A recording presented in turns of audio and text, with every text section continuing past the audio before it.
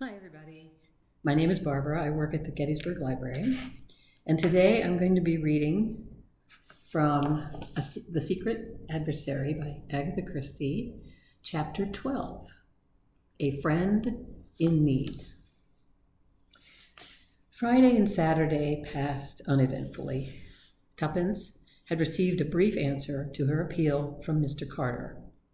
In it, he pointed out that the young adventurers had undertaken the work at their own risk and had been fully warned of the dangers. If anything had happened to Tommy, he regretted it deeply, but he could do nothing. This was cold comfort. Somehow, without Tommy, all the savor went out of the adventure, and for the first time, Tuppence felt doubtful of success. While they had been together, she had never questioned it for a minute. Although she was accustomed to take the lead and to pride herself on her quick-wittedness, in reality she had relied upon Tommy more than she realized at the time. There was something so eminently sober and clear-headed about him. His common sense and soundness of vision were so unvarying that without him Tuppence felt much like a rudderless ship. It was curious that Julius, who was undoubtedly much cleverer than Tommy, did not give her the same feeling of support. She had accused Tommy of being a pessimist, and it is certain that he always saw the disadvantages and difficulties which she herself was optimistically given to overlooking. But nevertheless, she had really relied a good deal on his judgment. He might be slow, but he was very sure. It seemed to the girl that, for the first time, she realized the sinister character of the mission they had undertaken so lightheartedly. It had begun like a page of romance. Now, shorn of its glamour, it seemed to be turning to grim reality. Tommy, that was all that mattered. Many times in the day, Tuppence blinked the tears out of her eyes resolutely. Little fool, she would apostrophize herself. Don't snivel. Of course you're fond of him. You've known him all your life, but there's no need to be sentimental about it. In the meantime, nothing more was seen of Boris. He did not come to the flat, and Julius and the car waited in vain. Tuppence gave herself over to new meditations. Whilst admitting the truth of Julius's objections, she had nevertheless not entirely relinquished the idea of appealing to Sir James Peel Egerton. Indeed, she had gone so far as to look up his address in the Red Book. Had he meant to warn her that day? If so, why? Surely she was at least entitled to demand an explanation. He had looked at her so kindly. Perhaps he might tell them something concerning Mrs. Vandermeyer, which might lead to a clue to Tommy's whereabouts. Anyway, Tuppence decided with her usual shake of the shoulders, it was worth trying, and try it she would. Sunday was her afternoon out. She would meet Julius, persuade him to her point of view, and they would beard the lion in his den. When the day arrived, Julius needed a considerable amount of persuading, but Tuppence held firm. It can do no harm was what she always came back to. In the end, Julius gave in, and they proceeded in the car to Carlton House Terrace. The door was opened by an irreproachable butler. Tuppence felt a little nervous. After all, perhaps it was colossal cheek on her part. She had decided not to ask if Sir James was at home, but to adopt a more personal attitude. "Will you ask Sir James if I can see him for a few minutes? I have an important message for him." The butler retired, returning a moment or two later. "Sir James will see you. Will you step this way?" He ushered them into a room at the back of the house, furnished as a library. The collection of books was a magnificent one, and Tuppence noticed that all one wall was devoted to works on crime and criminology. There were several deep-padded leather armchairs and an old-fashioned open hearth.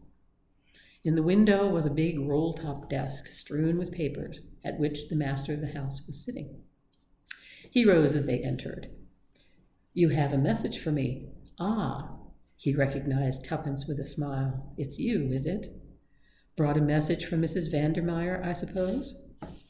Not exactly, said Tuppence. In fact, I'm afraid I only said that to be quite sure of getting in. Oh, by the way, this is Mr. Hersheimer, Sir James Peel Egerton. Pleased to meet you, said the American, shooting out a hand. Won't you both sit down, said Sir James. He drew forward 2 chairs.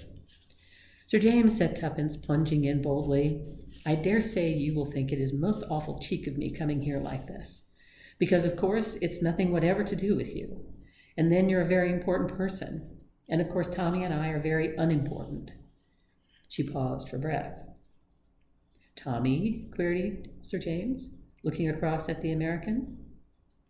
No, that's Julius, explained Tuppence. I'm rather nervous, and that makes me tell it badly. What I really want to know is what you meant by what you said to me the other day. Did you mean to warn me against Mrs. Vandermeyer? You did, didn't you? My dear young lady, as far as I recollect, I only mentioned that there were equally good situations to be obtained elsewhere. Yes, I know, but it was a hint, wasn't it? Well, perhaps it was, admitted Sir James gravely. Well, I want to know more. I want to know just why you gave me a hint. Sir James smiled at her earnestness. Suppose the lady brings a libel action against me for defamation of character. Of course, said Tuppence, I know lawyers are always dreadfully careful, but can't we say without prejudice first, and then say just what we want to? Well, said Sir James, still smiling, without prejudice then. If I had a young sister forced to earn her living, I should not like to see her in Mrs. Vandermeyer's service. I felt it incumbent on me just to give you a hint. It is no place for a young and inexperienced girl, that is all I can tell you. I see, said Tuppence thoughtfully. Thank you very much. But I'm not really inexperienced, you know. I know perfectly that she was a bad lot when I went there. As a matter of fact, that's why I went. She broke off, seeing some bewilderment on the lawyer's face, and went on. I think perhaps I'd better tell you the whole story, Mr. James. Sir James, I've a sort of feeling that you'd know in a minute if I didn't tell you the truth, and so you might as well know all about it from the beginning. What do you think, Julius? As you're bent on it, I'd go right ahead with the facts, replied the American, who had so far sat in silence. Yes, tell me all about it, said Sir James. I want to know who Tommy is. Thus encouraged, Tuppence plunged into her tale, and the lawyer listened with close attention. Very interesting, he said when she finished. A great deal of what you tell me, child, is already known to me. I've had certain theories of my own about this Jane Finn. You've done extraordinarily well so far, but it's rather too bad of, what do you know him as, Mr. Carter, to pitchfork you 2 young things into an affair of this kind. By the way, where did Mr. Hersheimer come in originally? You didn't make that clear? Julius answered for himself. I'm Jane's first cousin, he explained, returning the lawyer's keen gaze. Ah. Oh, Sir James, broke out Tuppence, what do you think has become of Tommy? The lawyer rose and paced slowly up and down. When you arrived, young lady, I was just packing up my traps, going to Scotland by the night train for a few days fishing. But there are different kinds of fishing. I have a good mind to stay and see if we can't get on the track of that young chap.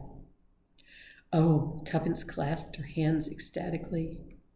All the same, as I said before, it's too bad of Carter to set you 2 babies on a job like this. Now, don't get offended, Miss Cowley, Prudence Cowley, but my friends call me Tuppence.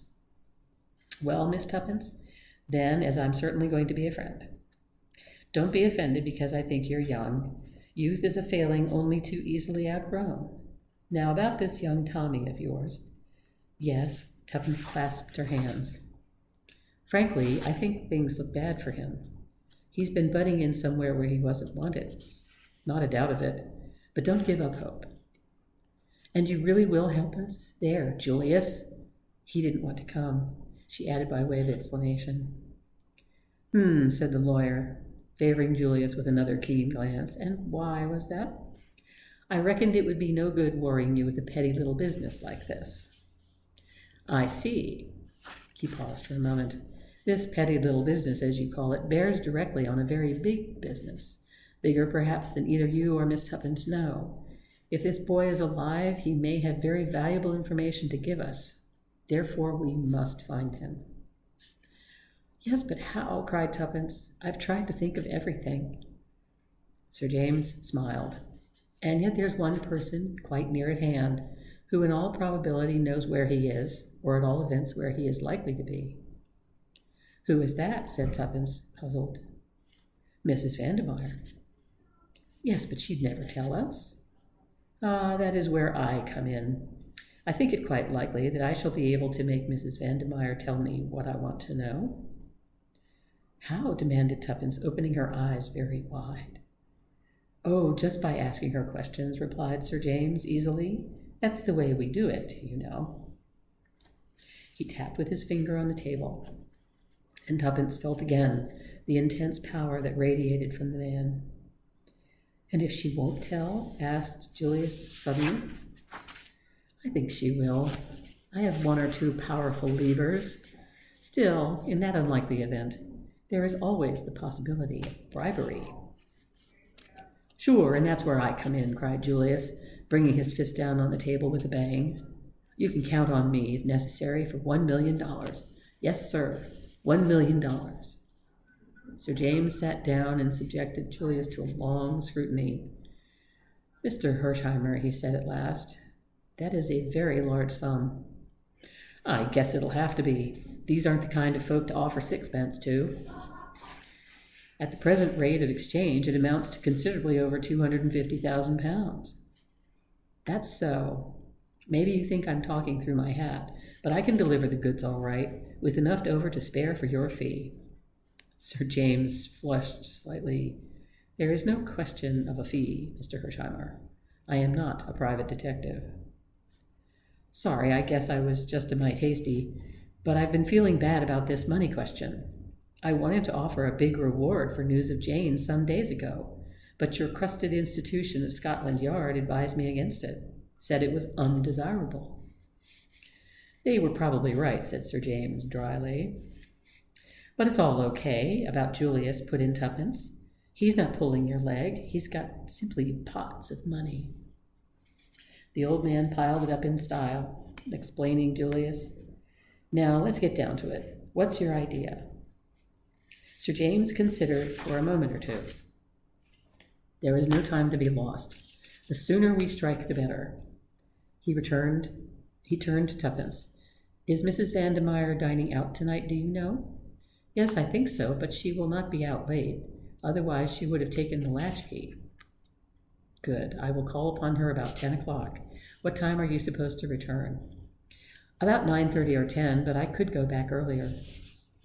"You must not do that on any account. It might arouse suspicion if you did not stay out until the usual time. Be back by 9:30. I will arrive at 10. Mr. Hersheimer will wait below in a taxi, perhaps." "He's got a new Rolls-Royce car," said Tuppence with vicarious pride. "Even better. If I succeed in obtaining the address from her, we can go there at once, taking Mrs. Vandemeyer with us if necessary. You understand?" "Yes." Tuppence rose to her feet with a skip of delight. "Oh, I feel so much better." "Don't build on it too much, Miss Tuppence. Go easy." Julius turned to the lawyer. "Say then, I'll call for you in the car around 9:30. Is that right?"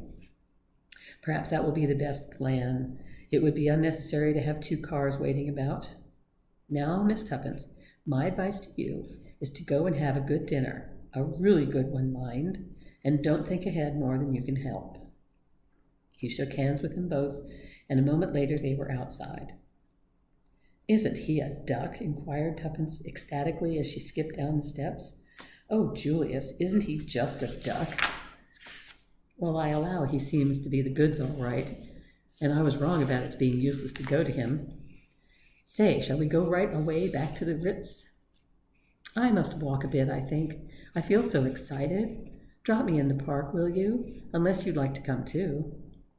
"I want to get some petrol," he explained, "and send off a cable or two." "All right, I'll meet you at the Ritz at 7. We'll have to dine upstairs. I can't show myself in these glad rags." Sure, I'll get Felix to help me choose the menu.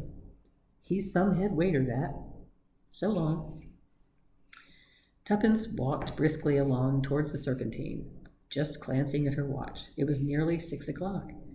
She remembered that she had had no tea, but felt too excited to be conscious of hunger. She walked as far as Kensington Gardens and then slowly retraced her steps, feeling infinitely better for the fresh air and exercise. It was not so easy to follow Sir James's advice and put the possible events of the evening out of her head. As she drew nearer and nearer to Hyde Park Corner, the temptation to return to South Audley Mansions was almost irresistible. At any rate, she decided, it would do no harm just to go and look at the building. Perhaps then she could resign herself to waiting patiently for 10 o'clock. South Audley Mansions looked exactly the same as usual. What Tuppence had expected, she hardly knew, but the sight of its red brick stolidity slightly assuaged the growing and entirely unreasonable uneasiness that possessed her. She was just turning away when she heard a piercing whistle, and the faithful Albert came running from the building to join her. Tuppence frowned. It was no part of the program to have attention called to her presence in the neighborhood. But Albert was purple with suppressed excitement. "I say, miss, she's a-goin'." "Who's going?" demanded Tuppence sharply. "The crook, Ready Rita, Mrs. Vandermeyer. She's a-packing up, and she just sent down word for me to get her a taxi." "What?" Tuppence clutched his arm. "It's the truth, miss. I thought maybe as you didn't know about it." "Albert," cried Tuppence, "you're a brick. If it hadn't been for you, we'd have lost her." Albert flushed with pleasure at this tribute. "There's no time to lose," said Tuppence, crossing the road. "I've got to stop her, at all costs. I must keep her here until—" She broke off. "Albert, there's a telephone here, isn't there?" The boy shook his head. "The flats mostly have their own, miss, but there's a box just around the corner." "Go to it, then, at once, and ring up the Ritz Hotel. Ask for Mr. Hersheimer, and when you get him, tell him to get Sir James and come on at once, as Mrs. Vandermeyer is trying to hook it. If you can't get him, ring up Sir James Peel Egerton. You'll find his number in the book, and tell him what's happening. You won't forget the names, will you?" Albert repeated them glibly. "You trust me, miss. It'll be all right. But what about you? Aren't you afraid to trust yourself with her?" No, that's all right. But go and telephone. Be quick." Drawing a long breath, Tuppence entered the Mansions and ran up to the door of number 20. How she was to detain Mrs. Vandermeyer until the two men arrived, she did not know, but somehow or other it had to be done, and she must accomplish the task single-handed. What had occasioned this precipitate departure? Did Mrs. Vandermeyer suspect her? Speculations were idle. Tuppence pressed the bell firmly. She might learn something from the cook. Nothing happened, and after waiting some minutes, Tuppence pressed the bell again, keeping her finger on the button for some little while. At last she heard footsteps inside, and a moment later Mrs. Vandermeyer herself opened the door. She lifted her eyebrows at the sight of the girl. "You?" "I had a touch of toothache, ma'am," said Tuppence glibly, "so I thought it better to come home and have a quiet evening." Mrs. Vandermeyer said nothing, but she drew back and let Tuppence pass into the hall. "How unfortunate for you," she said coldly. "You had better go to bed." "Oh, I shall be all right in the kitchen, ma'am. Cook is out," said Mrs. Vandermeyer in a rather disagreeable tone. "I sent her out. So you see you had better go to bed." Suddenly, Tuppence felt afraid. There was a ring in Mrs. Vandermeyer's voice that she did not like at all. Also, the other woman was slowly edging her up the passage. Tuppence turned at bay. "I don't want—" Then, in a flash, a rim of cold steel touched her temple, and Mrs. Vandermeyer's voice rose cold and menacing. "You damned little fool! Do you think I don't know? No, don't answer. If you struggle or cry out, I'll shoot you like a dog." The rim of steel pressed a little harder against the girl's temple. Now then, march, went on Mrs. Vandermeyer. This way, into my room. In a minute, when I've done with you, you'll go to bed as I told you to, and you will sleep. Oh, yes, my little spy. You'll sleep all right. There was a sort of hideous geniality in the last words which Tuppence did not at all like. For the moment there was nothing to be done, and she walked obediently into Mrs. Vandermeyer's bedroom. The pistol never left her forehead. The room was in a state of wild disorder. Clothes were flung about right and left. A suitcase and a hat box, half packed, stood in the middle of the floor. Tuppence pulled herself together with an effort. Her voice shook a little, but she spoke out bravely. "Come now," she said, "this is nonsense. You can't shoot me. Why, everyone in the building would hear the report." "I'd risk that," said Mrs. Vandermeyer cheerfully. "But as long as you don't sing out for help, you're all right, and I don't think you will. You're a clever girl. You deceived me all right. I hadn't a suspicion of you, so I've no doubt that you understand perfectly well that this is where I'm on top and you're underneath. Now then, sit on the bed. Put your hands above your head, and if you value your life, don't move them." Tuppence obeyed passively. Her good sense told her that there was nothing else to do but accept the situation. If she shrieked for help, there was very little chance of anyone hearing her, whereas there was probably quite a good chance of Mrs. Vandermeyer's shooting her. In the meantime, every minute of delay gained was valuable. Mrs. Vandermeyer laid down the revolver on the edge of the washstand within reach of her hand, and still eyeing Tuppence like a lynx in case the girl should attempt to move, she took a little stoppered bottle from its place on the marble and poured some of its contents into a glass, which she filled up with water. "What's that?" asked Tuppence sharply. "Something to make you sleep soundly." Tuppence paled a little. "Are you going to poison me?" she asked in a whisper. "Perhaps," said Mrs. Vandermeyer, smiling agreeably. "Then I shan't drink it," said Tuppence firmly. "I'd much rather be shot. At any rate, that would make a row, and someone might hear it. But I won't be killed off quietly like a lamb." Mrs. Vandermeyer stamped her foot. "Don't be a little fool. Do you really think I want a hue and cry for murder out after me? If you've any sense at all, you'll realize that poisoning you wouldn't suit my book at all. It's a sleeping draught, that's all. You'll wake up tomorrow morning none the worse. I simply don't want the bother of tying you up and gagging you. That's the alternative, and you won't like it, I can tell you. I can be very rough if I choose. So drink this down like a good girl, and you'll be none the worse for it." In her heart of hearts, Tuppence believed her. The arguments she had adduced rang true. It was a simple and effective method of getting her out of the way for the time being. Nevertheless, the girl did not take kindly to the idea of being tamely put to sleep without so much as one bid for freedom. She felt at once Mrs. Vandermeyer gave them the slip. The last hope of finding Tommy would be gone. Tuppence was quick in her mental processes. All of these reflections passed through her mind in a flash, and she saw where a chance, a very problematical chance, lay, and she determined to risk all in one supreme effort. Accordingly, she lurched suddenly off the bed and fell on her knees before Mrs. Vandermeyer, clutching her skirts frantically. "I don't believe it," she moaned. "It's poison. I know it's poison. Oh, don't make me drink it." Her voice rose to a shriek. "Don't make me drink it." Mrs. Vandermeyer, glass in hand, looked down with a curling lip at this sudden collapse. "Get up, you little idiot. Don't go on driveling there. How would you ever have the nerve to play your part as you did? I can't think." She stamped her foot. "Get up, I say." But Tuppence continued to cling and sob, interjecting her sobs with incoherent appeals for mercy. Every minute gained was to the good. Moreover, as she grovelled, she moved imperceptibly nearer to her objective. Mrs. Vandermeyer gave a sharp, impatient exclamation and jerked the girl to her knees. "Drink it at once." Imperiously, she pressed the glass to the girl's lips.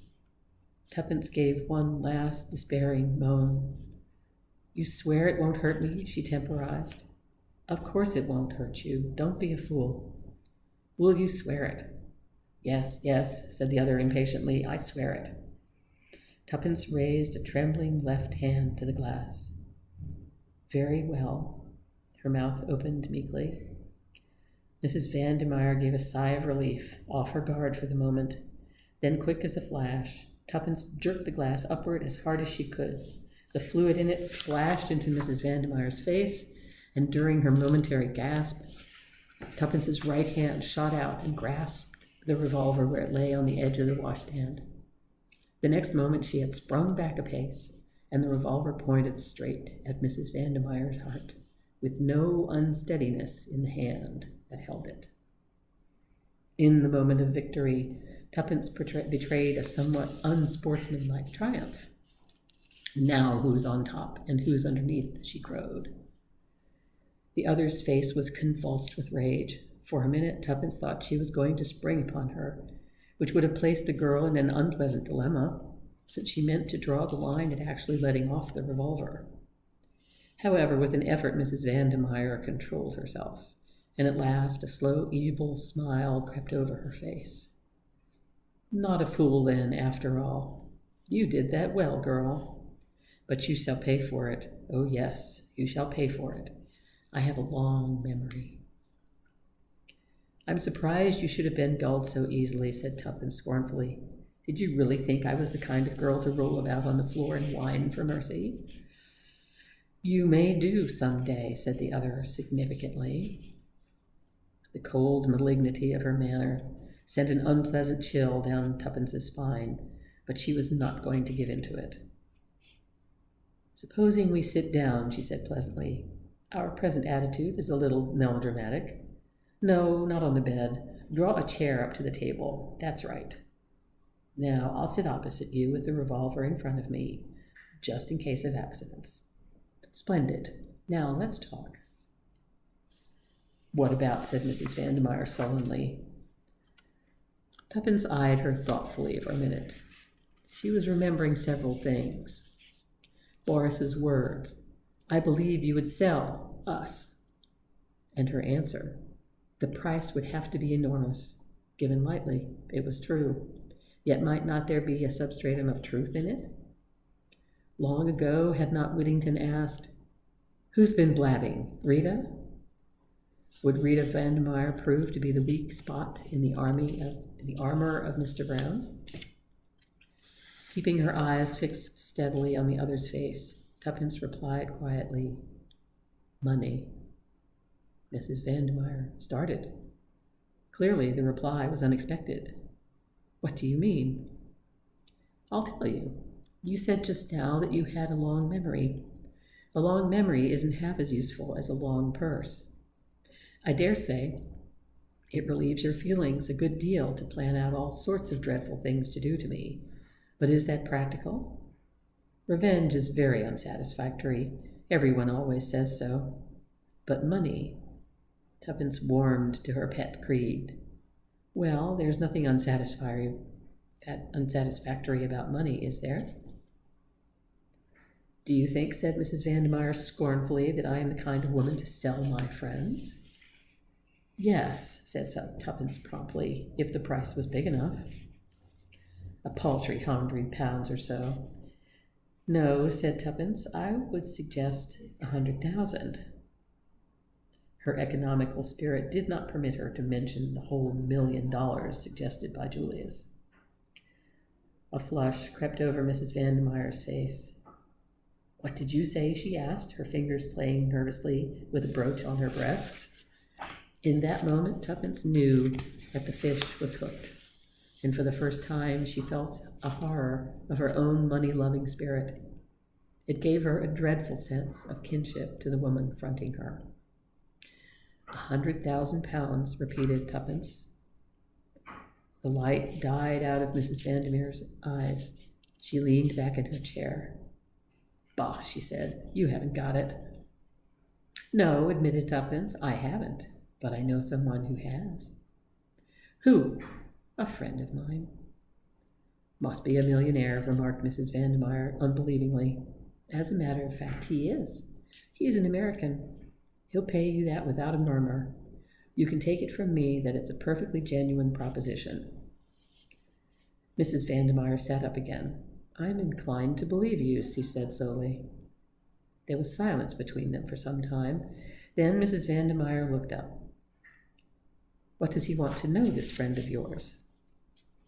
Tuppence went through a momentary struggle, but it was Julius's money, and his interests must come first. "He wants to know where Jane Finn is," she said boldly. Mrs. Vandermeyer showed no surprise. "I'm not sure where she is at the present moment," she replied. "But you could find out?" "Oh, yes," returned Mrs. Vandermeyer carelessly. "There would be no difficulty about that." Then Tuppence's voice shook a little. "There's a boy, a friend of mine. I'm afraid something's happened to him through your pal Boris." "What's his name?" "Tommy Beresford." "Never heard of him, but I'll ask Boris. He'll tell me anything he knows."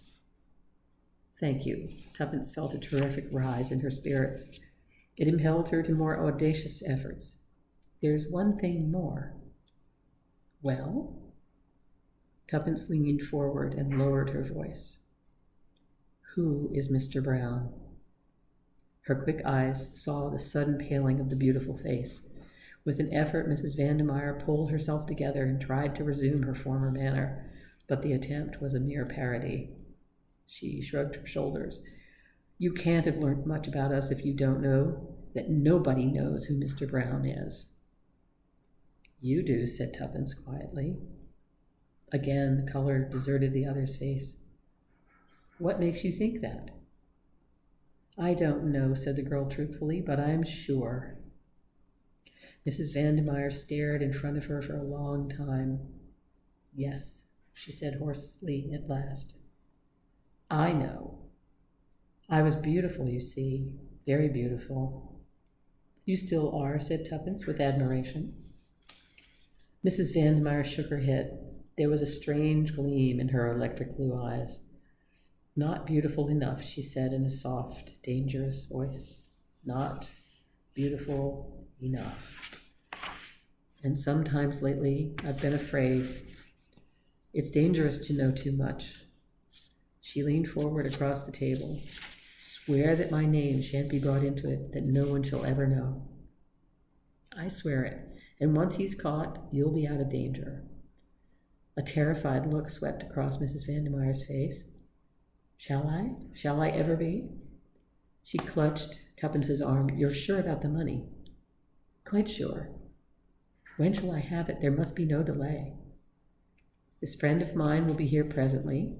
He may have to send cables or something like that, but there won't be any delay. He's a terrific hustler." A resolute look settled on Mrs. Vandermeyer's face. "I'll do it. It's a great sum of money. And besides," she gave a curious smile, "it is not wise to throw over a woman like me." For a moment or two she remained smiling and lightly tapping her fingers on the table. Suddenly she started and her face blanched. "What was that?" "I heard nothing." Mrs. Vandermeyer gazed around her fearfully. "If there should be someone listening—" "Nonsense, who could there be?" "Even the walls might have ears," whispered the other. "I tell you, I'm frightened. You don't know him." "Think of the 100,000 pounds," said Tuppence soothingly. Mrs. Vandermeyer passed her tongue over her dried lips. "You don't know him," she reiterated hoarsely. "He's—" "Ah!" With a streak of terror, she sprang to her feet. Her outstretched hand pointed over Tuppence's head. Then she swayed to the ground into a dead faint. Tuppence looked around to see what had startled her. In the doorway were Sir James Peel Egerton and Julius Hersheimer.